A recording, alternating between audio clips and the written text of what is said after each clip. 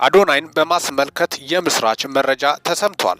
ከወደ እስር ቤት የተሰማው ሰሞኑን ምንድን ነው? ሰላም ጤና ይስጥልን ውድ የቻናሌ ተከታታዮች፣ ይህ ሚኪያስ ኢንፎ ነው።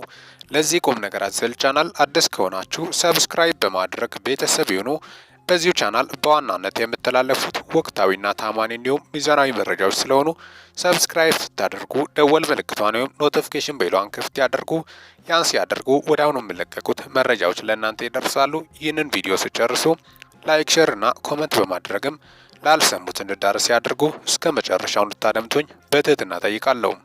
አዶናይ በቲክቶክ አካውንቱ በመባል አልፎም ደግሞ ትክክለኛ ስሙም እንደሆነም ይነገራል። አዶናይ በቲክቶክ ክሬቲቭ አዋርድስ ላይ በዘንድሮ ቡድን አሸናፊው ላይ በጣም በሚገርም ሁኔታ በዋናነት ፈርቀዳጅ በመሆን ብዙ ተጽዕኖዎችን ተቋቁሞ አንደኛ ሊወጣ ችሏል። ይህ ደግሞ የህዝብ ፍቅር በከፍተኛ ሁኔታ ተጽዕኖ እንዳሳደረና ሽልማቱን ደግሞ እንዲያገኝ አብቅቶታል በማለት በርካቶቹ ሲገልጹም ተስተውሏል። ቲክታክ ሶሻል ሚዲያ ፕላትፎርም ኢትዮጵያ ውስጥ ከተጀመረ ወዲህ በርካቶቹ የባህሪ ለውጥና የተለያዩ ነገሮችን ሲያደርሱ በርካቶቹ ከዛም የተነሳ ቲክቶክ አያስፈልግም፣ ስለዚህ በዛ ዙሪያ ደግሞ ጠቅላይ ሚኒስትር ዶክተር አብይ አህመድ ማብራሪያ እንዲሰጡም በፓርላማ ደረጃ ተጠይቆ ነበር። ጠቅላይ ሚኒስትር ዶክተር አብይ አህመድ ቲክታክ የቤት ያለውን የሰው ባህሪውን ነው በአደባባይ የሚያጋልጠው፣ የቤቱን አመል እየቀረጸ ነው የሚለቀው፣ ሌላ አዲስ ባህሪ አላመጣም በማለት ጠቅላይ ሚኒስትር ዶክተር አብይ አህመድ ምላሽ መስጠታቸው የሚታወስም ነው። የጠቅላይ ሚኒስትር ዶክተር አብይ አህመድ ምላሽን በማስከተል በርካታ ቁጥር ያላቸው ኢትዮጵያኖች እንደዛ ከሆነ ጠቅላዩ እንደዚህ ከመለሱማ በርካታ ያሉት ትውልዶች ታዳጊዎች ምን ይሆናሉ? ከነሱ አይቶ አይበላሹም ወይ? እሳቸው እንዳሉት በእርግጥ የሰው ባህሪውን ነው፣ እያንዳንዱ ቤቱ ያለውን ባህሪ ነው ገመናውን በአደባባይ ገበናውን አምጥቶ የሚያሳይበት ሁኔታም ነው። በአደባባይ ፓብሊክ የሚያደርግበት ሁኔታ ቢሆንም ግን ታዳጊዎች የሚባል ነገር ስላለ ቲኔጀሮች ግን አይበላሹም ወይ? የእነሱን ባህሪና መጥፎነት የእነሱን ስርዓት እያዩ አይበላሹም ወይ የሚል ቅሬታም መነሳቱ የምታወስም ነው። ቲክታክ እንግዲህ በቲክታክ ላይ ሞቲቬሽናል ስፒከር በመሆኑም የምታወቀው አንዱ አዶናይ ነው። አዶናይ በጣም በሚገርም ሁኔታ ከአሜሪካ ወደ ካናዳ የሄደበትን ከፍተኛ ዲስአፖይንትድ ወይም ተስፋ አስቆራጭ የሆኑት ህይወትን አሳልፏል። ብዙ ችግሮችን ካሳለፈ በኋላ ያን ፈተና ሁሉ ተቋቁሞ ያን ችግር ሁሉ ተቋቁሞ ተስፋ አትቁረጡ በማለት ከካናዳም አጠቃላይ ያለው ነገር ሴቶችን በማበረታታት የኔ ቆንጆ አይዞሽ በማለትም ነው። አዶናይ በመሀሉ ደግሞ በርካቶችን የተቃወሙበት ያነሱበት ሀሳብም ማንሳቱ የምታወስ ነው። የኔ ቆንጆ ማንንም አትስሚ ብሏታል። እብድ ነሽ ካሉ እሰይ፣ መጥፎ ነሽ ካሉ እሰይ በይ ማለቱ የምታወስ ነው። ማንንም አትስሚ ሲባል ከባህልና ከወግ ከሃይማኖት ያፈነገጠ ነገር ነው አይደለም? በበርካቶች ዘንድም ቁጣ የቀሰቀሰ ጉዳይም ሆኗል።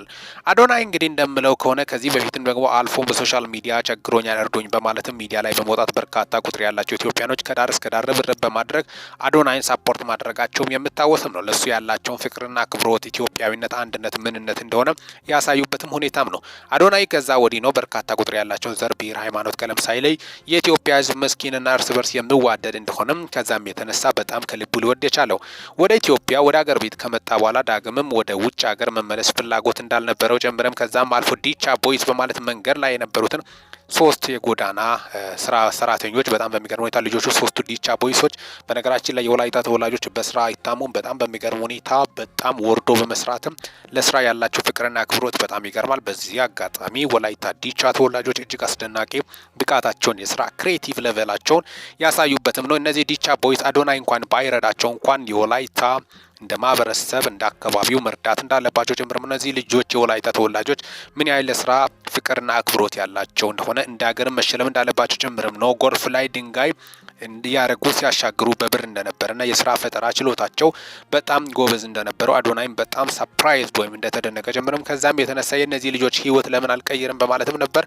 አዶናይ ቆርጦ የተነሳው። አልፎም ደግሞ አንድ ድምጻዊት ከሌላ ቦታም መንገድ ላይ ቆሎ ሲሸጥ የነበረችው ከዚህ በፊት በርካታ ቁጥር ያላቸው ኢትዮጵያኖች ከንፈር ከመንፈት ባሻገር ለእሷ ያደረጉላት ነገር አልነበረም። ያችንም አንስቶ በርካታ ቁጥር ያላቸው አልፎም ደግሞ በባህዌር ስደተኞችን በመርዳትም አልፎም ደግሞም ጋሽ ሶሌም በጣም በሚገርም ሁኔታ መኪና የማስገዛት ቻሌንጅም ጀምሮ አልፎም ደግሞ ከራሱም ብር እንደረዳቸው አዶናይ ደግሞ በጣም በሚገርም ሁኔታ ከቲክታክ ክሬቲቭ አዋርድስ በኋላ አንድ ኮሜዲያን በጣም በሚገርም ሁኔታ ኮየ ፈጬ እንደምታወቀው ብጬ ብሎ የቀለደው ልጅ ሱራ በጣም ተከፍቶ በአዋርድስ ላይ ስሙ ባለመጠራቱ አዝኖ ነበረ። ለሱም 100 ሺህ ብር ድጋፍ እንደለገሰ እንደ ወንድም ሳፖርት እንዳደረገው ጭምር የማይረሳ ነው። አዶናይ በእርግጥ በርካቶች እንደሚሉት የዋህና ደግ ርህሩህ፣ ሲቀርቡት ደግሞ በጣም ተወዳጅ ልጅ እንደሆነ በርካቶች ሀሳባቸውን ሲገልጹም ተስተውሏል። አዶናይ እንግዲህ ምንም ያጠፋው ነገር የለም። ስግጥ ፍምስ የሚል ምናልባት መሪ ቃል ያሳስረው ይሁን ወይስ ካለባበሱ ጋር ምን አገናኘው? ሌሎችስ ለምን አልታሰሩም? የሚሉትም በርካታ ሀሳቦችም የተነሱ እንደሚገኙ ጭምርም ነው። ታዲያ እስር ቤት ሆኖ ታሪክ ሰርቷል አዶናይ። እንግዲህ አጠቃላይ ሪሳችን በማስመልከት አዶናይ እስር ቤት ሆኖ ታሪክ የሰራው በአንዴ ወደ 4 ሚሊዮን ፎሎወር ሊገባ ችሏል። ቲክታክ ክሬቲቭ እንግዲህ በቲክታክ አካውንቱ ላይ 4 ሚሊዮን ፎሎወር ሊደርስ እንደቻለ ጭምርም ነው። እንግዲህ በዚህ አካሄድ በዚህ ሀገር የተማረ ኃይል የማዳከምና ትውልድ የመከነ ትውልድ እንዲፈጠር እየዳረገ ነው ማለትም ነው። በርካቶቹ ስግጥ ፍምስ የሚል መሪ ቃል ልክ አይደለም በማለትም ነው። አልፎም እንግዲህ ነብዩ ጩፋ ስግጥግጥ በማለትም እነሱን ሀሳብ በመደገፍም ለምን ትተዋለ በማለትም ከጀርባ ሆነው እንካሬጅ አድርጎታል። ታዲያ በዚህ ዙሪያ አዶናይ ብቻ ነው የሚጠየቁ ወይስ ነብዩ አይጠየቅም የሚለውን ጠቅላይ ሚኒስትር ዶክተር አብይ አህመድ አጠቃላይ እንግዲህ እንደ ኢትዮጵያ ባለስልጣናትም በከፍተኛ ጸጥታ ኃይሎች ላይ ያሉት እነዚህ አይጠየቁም ወይ? ከዚህ በፊት እንግዲህ የመንግስት ጸጥታ ኃይሎች ባለፈው ስግጥ ፈምስ በሚል መሪ ቃል አየር ኃይሎች ግብዣ ማድረጋቸው የሚታወስም ነው። አጠቃላይ በዚህ ዙሪያ እንግዲህ ስግጥ ፈምስ የሚለው ላይ ነብዩ ጩፋ አይጠየቅም የሚሉት ሀሳቦችም የተበራከቱ መምጣታቸውን የመረጃ ምንጮቻችን አጠቃላይ ከማህበራዊ ሚዲያ ላይ ከሚዘዋወሩት መረጃዎች ልንታዘብ ችለናል። አዶናይ እዛው እስር ቤት ላይ ሆኖ 4 ሚሊዮን ተከታይ ሆኗል። አዶናይ አጠቃላይ ጃኒ የተለያዩ ቲክቶከሮች አጠቃላይ እንደግኒ ባለባበስ ዙሪያ የኢትዮጵያን ሕዝብ ባህል ያፈነገጠ ድርጊት የፈጠሩት ግለሰቦችና ወጣቶች እንዳለ መጠየቃቸው የዓለም አቀፍ ሚዲያ ዘገባ ሽፋን ማግኘታቸው ከፊሎቹ አብዛኞቹ ልክ አደረገ። የኢትዮጵያ መንግስት ደግ አድርጓል። ምክንያቱም ስርዓት ያጣ ትውልድ ከሚፈጠር እንደዚህ አይነት ስርዓት ያለው ትውልድ እንደመጣ መንግስት ያደረገው አስተዋጽኦ ጥሩ ነው ብሎም ሌሎች ደግሞ የሰው ፕራይቬሲ መጋፋት ነው በማለትም ሀሳባቸውን ያስቀመጡም አልጠፉም።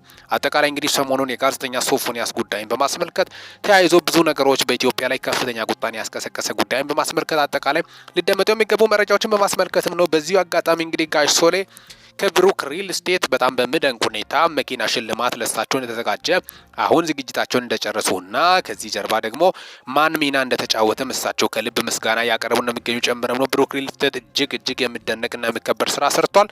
1 ሚሊዮን ፎሎወር ባንዴ ካስገቡኝ አጠቃላይ እንግዲህ ሽልማቱን እሰጣለሁ በማለትም የምታወስም ነው። ታዲያ ለጋሽ ሶሌ ለሰለሞን ተካ ለአርቲስት ሰለሞን ተካ ይህን የመኪና ስጦታ ቢዋይዲ እንደሆነ ጭምርም አጠቃላይ የመኪና ሞዴልን በማስመልከትም ነው። እሳቸው እንግዲህ በታክሲ ሲንከራተቱ በአዲስ አበባ ጎዳና ላይ የተቀረጸው ቪዲዮ የበርካታ ኢትዮጵያኖችን ልብ የሰበረ ክስተት ነው። ከዛም የተነሳ ኢትዮጵያኖች እንግዛላችሁ ማለትም ይታወስም። ታዲያ ከዛ ይህን አንገዛላቸውም እሳቸው ለእሳቸው ሽልማት ነው የሚገባቸው በማለትም ነው። በርካታ ቁጥር ያላቸው አዶናይ እንግዲህ ፈርቀዳጅ ነው ተፍ በማለትም ለእሳቸው የተቻለውን ሁሉ አድርጓል። አዶናይ እንግዲህ በዚሁ በቲክታክ ክሬቲቭ አዋርድስ ተሸላሚ ቢሆንም በአሁኑ ሰዓት በጣም በሚያሳዝን ሁኔታ እስር ላይ የመገኘቱ የእናቱ ጥሪን በማስመልከት እናትዮ እንግዲህ ልጄ የካናዳ ዜግነት አለው፣ ስለዚህ የካናዳ ኤምባሲ እስከ ቆንስላ ድረስ ደብዳቤ ማስገባትን ጀምሮ አጠቃላይ እንግዲህ እናትዮ የታገሉ እንደሚገኙ ጀምሮ ልጃቸው እንዲፈታ ምክንያቱም የልጃቸው ጉዳይ በርካቶችን ያሳሰበ ጉዳይ ሆኗል።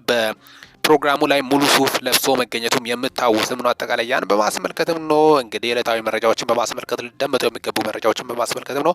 አጠቃላይ በአሁኑ ሰዓት አብዛኛው ቲክቶከሮች እንግዲህ እስር ላይ እንደሚገኙ ጭምርም ነው። ዕለታዊ መረጃዎችን ለእናንተ ይዤላችሁ መጣሁት። ሚኪያስ ኢንፎን ሳብስክራይብ በማድረግ ወቅታዊና አጠቃላይ ሊደመጡ የሚገቡ መረጃዎችን ያግኙ። ለሰዓታት አጠቃላይ ያሉኝ መረጃዎችን ይመስላሉ። በወቅታዊና ጫጭር እንዲሁም ሚዛናዊ መረጃ እስከምንገናኝ ድረስ በያላችሁበት ዓለም ክፍል ሰላም ያቆያችሁ።